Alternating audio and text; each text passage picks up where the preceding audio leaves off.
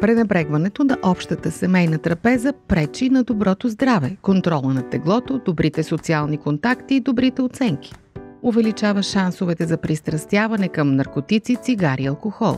И това важи не само за децата. Множество проучвания разкриват, че хората от всяка възраст, раса, етническа група, ниво на образование, заетост и доходи имат полза от общата семейна трапеза. Това е факт. Но има надежда. Ние се храним всеки ден. Възстановете семейната трапеза. Създайте си навика да се храните заедно. През следващата седмица изберете едно хранене, на което да седнете заедно. Изключете телевизора и внимателно се изслушвайте, споделите преживяванията си и поддържайте семейната връзка. Здравето ви ще се подобри и никой няма да иска да стане от масата.